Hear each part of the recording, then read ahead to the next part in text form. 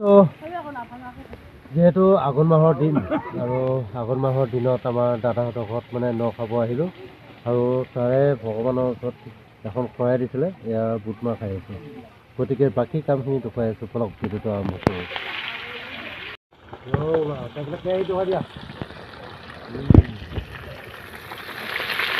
আৰু ৰান্ধনীজন বহি সেয়া হৈছে আমাৰ দাদা দেই হৈছে গৃহস্থই ৰান্ধনী তাৰপাছত মানে হেৰি হ'ব ভাত হ'ব আৰু অলপ আগতে কি হ'ব মাংস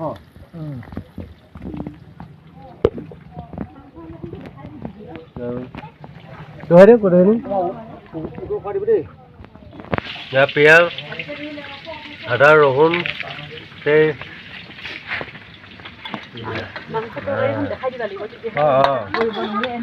আৰু মাংসখিনি বনাই হ'লে বোলে কিন্তু নিমখ অলপ কমিছে বাৰু যেতিয়া মানে টেষ্ট কৰিব দিছিলে নিমখ অলপ কমিছে আৰু ধুনীয়াকৈ বলা মাংসখিনি দেখুৱাই দিয়া কালাৰটো আমাৰ কেমেৰামেন বেলেগ দেই আমাৰ কেমেৰামেন বেলেগ দেখুৱাই দিয়া বঢ়িয়াকৈ আৰু এইফালে ভাজি ভাজি নকৰিলে কিহৰ ভাজি মিক্স আৰু এইফালে কি হ'ব দালি গৰম পানী মোৰো দালিয়ে হ'ব নেকি দালি বনাই আছে মাছৰ চব্জি হ'ব সেইখিনি মাছৰ চব্জি নহয় আৰু মাছৰ জোল সেয়া দেই আমাৰ বৰ গৃহস্থানী মাতো আজি কেনেকুৱা মজা নিমখ লাগিছিলে মাংস পিছত দিব পাৰিতো নিমখ কমিলে দিব পৰা যায় কিন্তু বেছি হ'লেহে দিব নোৱাৰি আৰু এয়া মা লক্ষীৰ ওচৰত ধুনীয়াকৈ এখন শৰাই আগবঢ়াইছিলে তাৰে এই বুটকেইটা খাই আছোঁ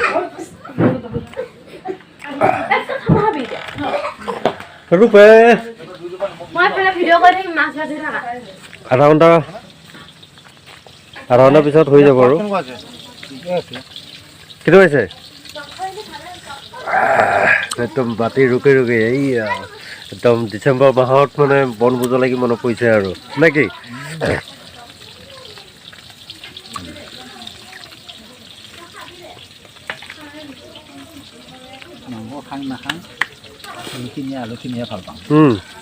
নাই আমিও ইমান খাব নোৱাৰা হ'লোঁ দাঁতৰ চুপত লাগে জোলখিনি আৰু আলুখিনি পালে বাছ গোটেই ৰেডি এইখিনি নতুন চাউল ভাঙিছে ন অলপ কি ধান এইটো ৰঞ্জিত না ৰঞ্জিত এয়া নতুন ৰাইচ বোলে বৌয়ে ধুই আনিছে আৰু এয়া পানী উতল দিয়া বহাই দিয়া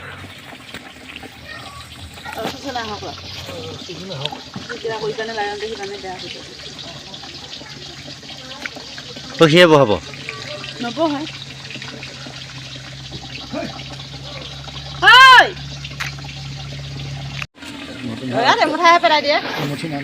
মানে নতুনটো কেইটামান নিয়মটো কৰি পেলাই পেলাই দিব লাগে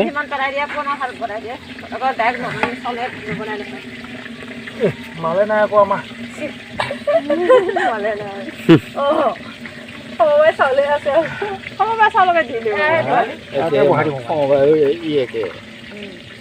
বহাই দিয়া বহাই দিম বহাই দিলে হ'ল বহাই দিম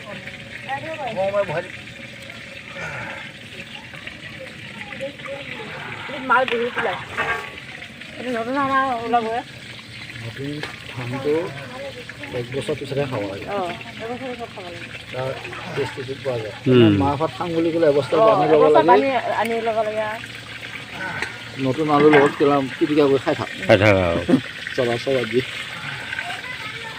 বেছি মেলি দিয়া নহয় অৱস্থাহে মেলি দিছোঁ 19 কেজি ধান হৈছে মাতিবা যাওঁ দে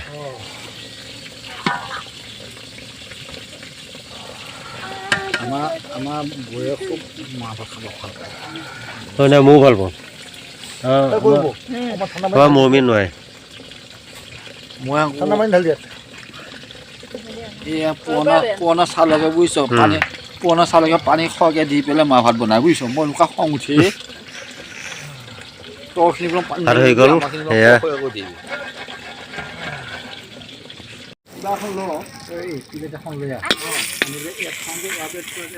নিব পাৰিবি নহয় মই এইখিনিহে প্ৰায় দিওঁ চিঙি এখন কাপোৰ থৈছোঁ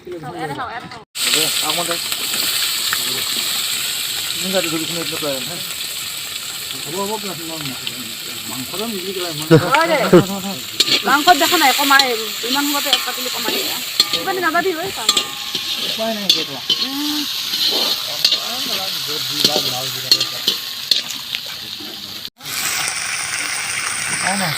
এখন বনি আছে মাছৰ তৰকাৰী আৰু সেয়া অতিথি একদম মানে সাজু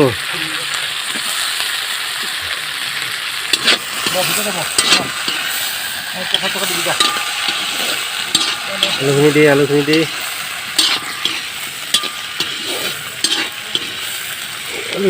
ঠাণ্ডা বতৰত ঠাণ্ডা পানী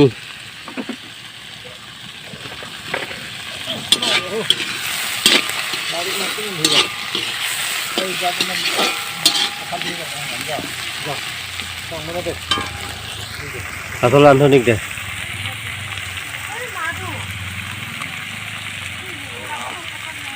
এই তলত বালি আছে নেকি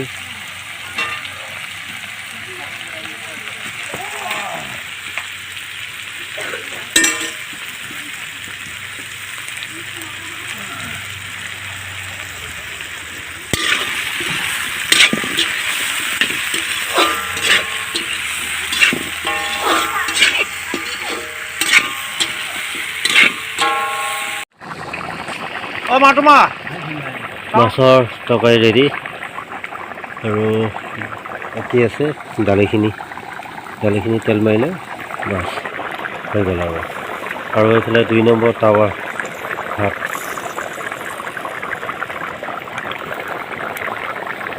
বুজিছনে কেনেকুৱা আজি খানা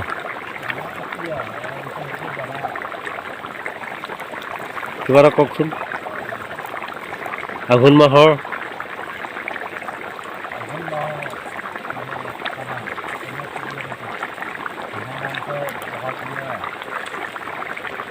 এক নম্বৰ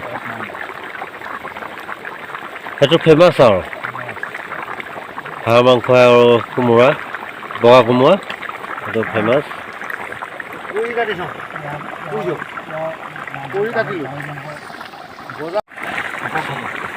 মানে কল চক কাটাহে দেই পকিব লাগে তাৰমানে বাকী দিন এবাৰ কেঁচকাই মৰি গ'ল কেঁচকাই পালং দেই যেতিয়া এইখন পুৰণা ভেটি থাকে কল কাটি আনি একদম মানে মাটিত হেৰি গাঁত খানি একদম কি জাক দিছে ধোঁৱা মানে কল পকিবই লাগে তাৰমানে আৰু 2 নম্বৰ টাৱাৰ ভাত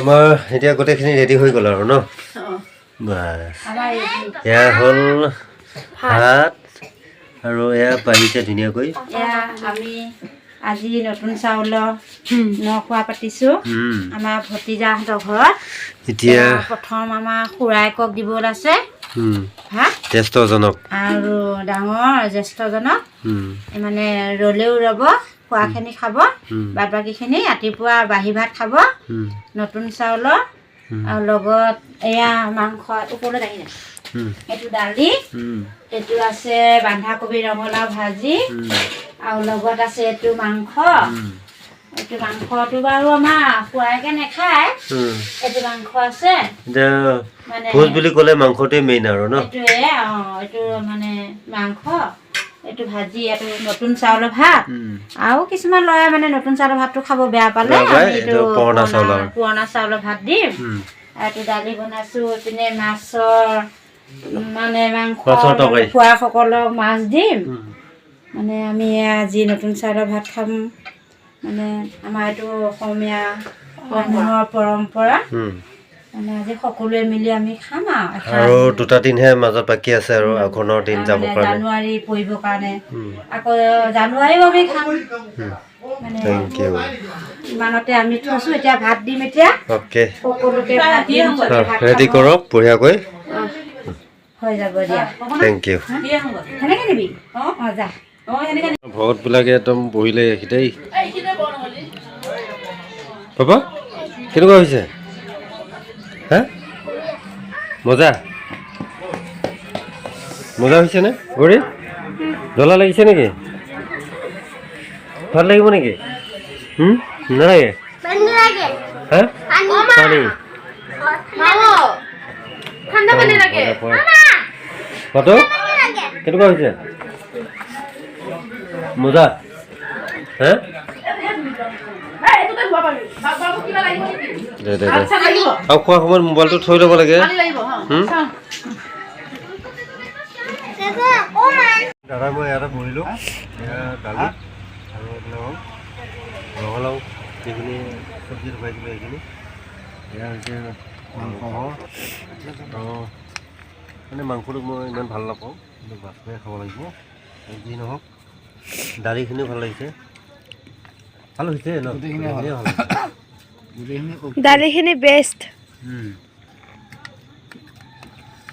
সেইকাৰণে আমি কোৱাটো লেছ বাতি চেছ কৰিছোঁ ৰুকি ৰুকি ৰুকি মিলাই দিছোঁ কাৰণেতো টাকা মালটো